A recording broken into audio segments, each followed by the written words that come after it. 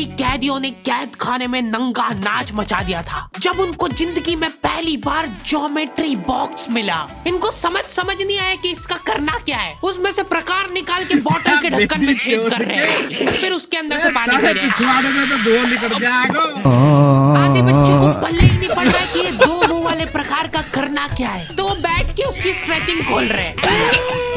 कुछ गांव के लौंडों ने मिलकर हथियार वगैरह बना दिए थे। ये देख, ये अपने को यहाँ से हुक पकड़ना है, उसके बाद तुम जैसे हाँ, हमारे स्कूल में आसपास के गांव से भी बच्चे आते थे। मेरे को बहुत बढ़िया लगते यार ये बच्चे।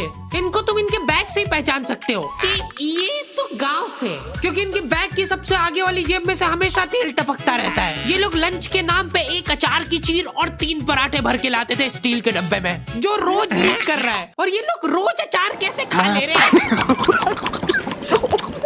ये लोग स्कूल की बस में ही आते थे, जिसका ड्राइवर था अब्दुल और कंडक्टर रफीक। अब्दुल और रफीक मिलके बसें ड्रिफ्ट करवा देते थे। जान दो, चलो उतर जाओ, आ गया स्कूल। रफीक की स्पेशलिटी थी कि जहाँ से बस निकल ही नहीं सकती वहाँ से भी निकलवा देता था। हाँ, आंदो आएगी, निकलेगी। इतनी जगह में तो 4 बसें पार्क हो जाएंगी। हाँ, जान दो। बस। अब्दुल और रफीक बहुत डेडिकेशन के साथ काम करते थे। बारिश में गांव में बाढ़ आ गई है, गांव वाले बेचारे घर से बाहर नहीं निकल पा रहे हैं। बच्चों ने स्कूल की ड्रेस पहनी थी, वो वापस से खोल दी कि ऐसे मौसम में तो कहाँ ही जा पा रहे स्कूल। इधर अब्दुल और रफीक बस लेके आ गए बाढ़ में। आराम से निकलेगी, आराम से, चलने दो। इतनी मेहनत करके जब ये सब स्कूल पहुंच रहे तो पता चल रहा है कि बाढ़ के कारण स्कूल ही बंद है। मेरे को बहुत पसंद है ये बच्चे, क्योंकि पढ़ाई को ज्यादा सीरियसली लेते ही नहीं है। ये लोग सारे सब्जेक्ट की एक ही कॉपी बना रहे हैं। टीचर ने कवर चढ़ाने का बोला तो न्यूज़पेपर में लपेट के लिया रहे कॉपी को। ये लो, चाय के कप के निशान दिख रहे यार उस पे। बेटा पेपर तो ढंग का लपेट के लाते। 120 पन्ने की कॉपी में 5 पार्टीशन कर रखे इन्होंने अलग अलग सब्जेक्ट के, और उसमें भी छोटा लिख रहे ताकि कॉपी नहीं भराए। और ऐसा नहीं है कि इनके पास पैसे नहीं है कॉपी लाने के। इनके गांव में इनकी इतनी जमीन है ना कि ये लोग जमीन बेच के आखा स्कूल खरीद सकते हैं। वो अलग बात है कि इनको इनकी जमीन का हिस्सा अभी तक मिला नहीं है, क्योंकि चाचा और पापा के बीच में घनघोर मनमुटाव है। दोनों को ऐसा लगता है कि इसने मेरे को धोखा दिया है। धोखेबाज, साथ में मत बोल। देख, मैं यहाँ पे फालतू बात करने नहीं आया हूँ, बात एकदम क्लियर है। मेरे को मिलनी चाहिए पूरी प्रॉपर्टी। अच्छा ठीक है, सबसे पहले तो तू औकात में रहे। तू रहे औकात में। अरे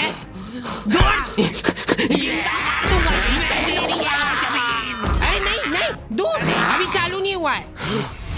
इनकी बहन दोनों भाइयों का समझौता करने के लिए रेफरी बनी है। एक दूसरे को माँ बहन की गालियां देने के बाद वहीं पे उनको सॉरी बोल दे रहे हैं। सॉरी, क्योंकि दोनों के रिश्ते सेम ही पड़ते हैं।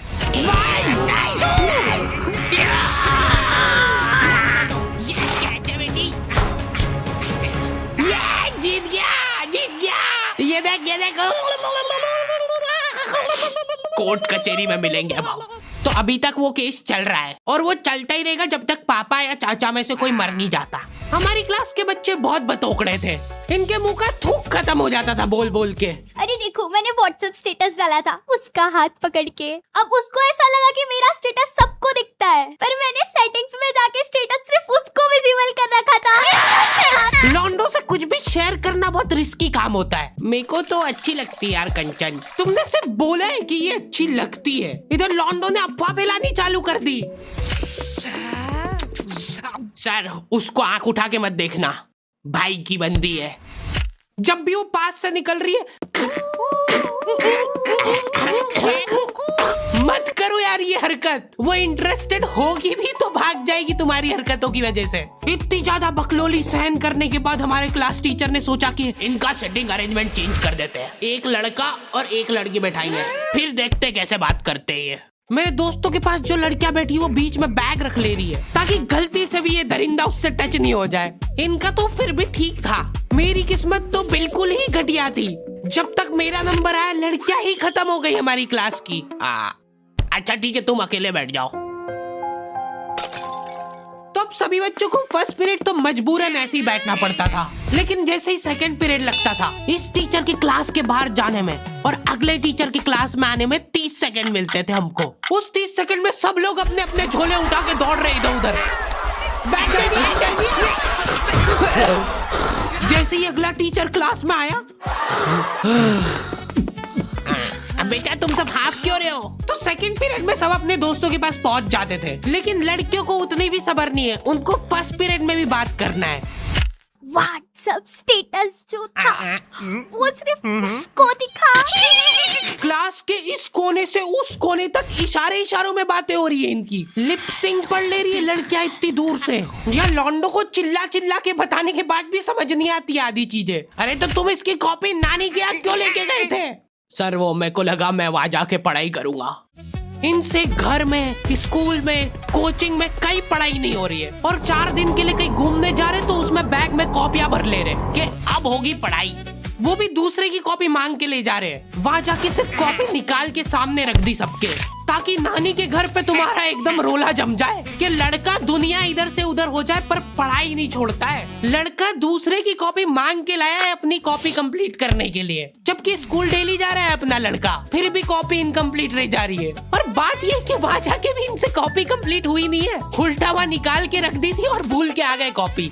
और तुम्हारी लीव तो 3 दिन की थी, तुम 5 दिन बाद क्यों आए मुंह उठा के? सर हम लोग तीसरे दिन पे निकल गए थे वहां से, और हम जैसे ही ऑटो रिक्शा में बैठे नानी जी ने रोना चालू कर दिया। अब जैसे जैसे ऑटो दूर जा रहा था मेरी नानी जी जोर से रोने लग रहे थे।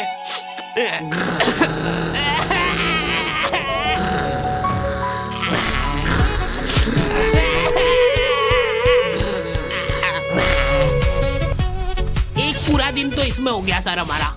फिर अगले दिन मम्मी ने उतर के नानी जी को समझाया, रो मत मम्मी, ऐसे रो मत, मत रो। उन्होंने रोते रोते समझाया कि मत रो। आधा दिन ये चला, फिर आधे दिन ऑटो वाले ने वापस से मजे लिए।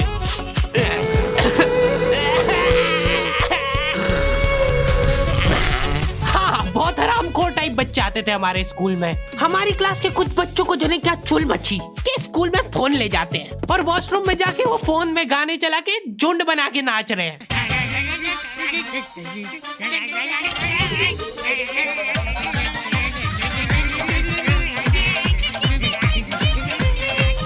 उधर साइड में लाइन डिस्टर्ब हो गई यार उन बच्चों की जो कांच में बाल बनाने के लिए लगी है। वॉशरूम में मूतने से ज्यादा लंबी लाइन बाल जमाने के लिए लगी होती थी। और तुम गौर से देखोगे इनको तो पता चलेगा कि सब लोग सेम ही चीज कर रहे हैं। बाल गीले करके अपनी जेब से कंघा निकाल रहे गोल वाला, उसके अंदर 2 उंगली फंसा रहे और फिर बाल खड़े कर रहे हैं। और बाहर निकलते से सारे टीचरों ने घेर रखा है इनको, क्योंकि इतने जोर जोर से गाने बजा के नाच रहे थे ये लोग। किसके पास है फोन, जल्दी से बता दो। मैम ऐसा कुछ नहीं, हम तो मुंह से गा रहे थे। किसी से भी पूछ, मैम इसके पास ही है फोन, हमको छोड़ दो, हम तो सिर्फ बाल जमा रहे थे। तुम कुछ कांड करते हुए पकड़ा जाते हो तो तुम्हारा दिमाग चलना ही बंद हो जाता है एकदम। इनसे पूछ रहे कि बताओ बेटा क्यों लाए तुम स्कूल में फोन? मैम वो यूट्यूब से पढ़ाई करने के लिए। स्कूल में? हाँ, हमारे स्कूल में सबसे बड़ी टॉप की सजा होती थी सस्पेंड करना। और मेरे को पता नहीं क्यों बहुत बढ़िया लगती थी ये सजा। ना तुमको स्कूल वालों को लीव लिख के देना है, ना स्कूल वाले तुमसे पूछेंगे कि तुम कहाँ गए थे। रिटायरमेंट वाली लाइफ जी रहे हो तुम स्कूल में। उसके मम्मी पापा को बुला के वो फोन भी दे दिया और उसको सस्पेंड कर दिया। अब वो बच्चा घर पे बैठ के आराम से फोन चलाता है और अपना जीवन खुशी खुशी बिताता है। उसके घर में सिर्फ 2 ही रिटायर्ड लोग हैं, एक उसके दादाजी और दूसरा वो।